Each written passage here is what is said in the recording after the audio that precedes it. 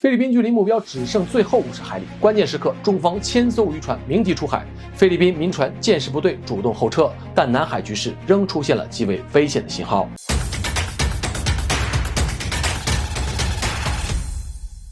大家好，欢迎收看《亮剑》，我是金亮。在全世界目光聚焦于俄罗斯总统普京访华之际呢，中菲海上力量在南海方向展开了一场声势浩大的较量。5月16号，菲律宾民间组织阿廷伊托联盟发言人西宗宣布他们已经完成了在黄岩岛附近海域的任务。其派出的一支先遣队在15号抵达了距离黄岩岛浅滩约46至56公里的一个距离，向附近的菲律宾渔民分发了物资。仅从菲方的这句回应中呢，可能看不出当天到底发生了什么。而结合其他的信息呢，我们有理由猜测他们大批渔船一开始恐怕不打算止步在50海里，也就是90公里左右的距离。在菲律宾发起这次针对中国黄岩岛的挑衅行动之前呢，菲方就已经大肆渲染要进行的一个活动。他们早早就放出风来宣称届时会有100艘的菲律宾渔船一起出动。对于菲律宾民间的这一行动呢，马克思当局提供了直接的一个支援。菲律宾海警在15号不仅出动了海警船，还派出一架轻型飞机提供支持。从菲律宾这样的一个阵势来看菲方恐怕是打算用数量来突破中方的一个设置的防线，大有强行冲撞中方领海的一个意味。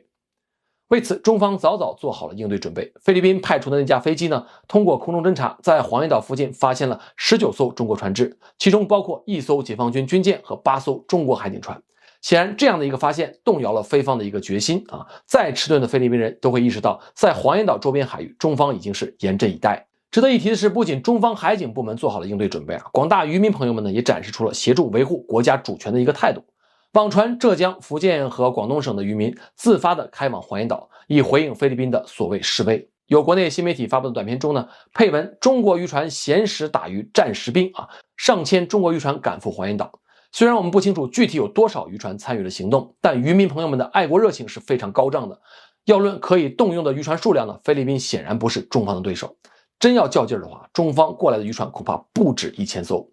或许是看见了黄岩岛严阵以待的中方海上力量，加上成千上万的中方渔船正鸣笛出海，菲律宾民间团体才放弃了侵犯中国领海的打算止步于最后的50海里。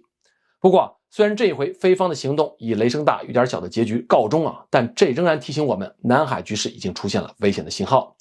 在这之前，中方对菲律宾进行了多次警告，但菲方仍然再三挑衅中方。马克思当局配合菲律宾民间团体挑衅中方的一个行动呢，更展示出了马克思当局坚持挑衅的一个态度。有一种说法认为呢，马克思当局可能是看中了美国方面有关有菲律宾人死亡即可援引美菲共同防御条约的承诺，想主动挑衅中方，期待有菲方人员伤亡，而直接把美国拖下水。虽然上面的可能性只是一种猜测，但没人能够确定菲方没有这样的一个想法。事实上呢，菲律宾自知没有抗衡中方的一个实力，他们唯一的指望就是美国的支持了。在美方给出援引美菲共同防御条约的一个条件之后呢，马克思当局恐怕真的是想在这个方面呢触发这个机制。对此我们千万不能大意。一方面，中方在南海执法时呢，要注意尽可能的避免人员伤亡，防止局势升级。另一方面，解放军呢，或许也要提前为最糟糕的一个情况做准备，这样才能更好的应对一切的可能局面。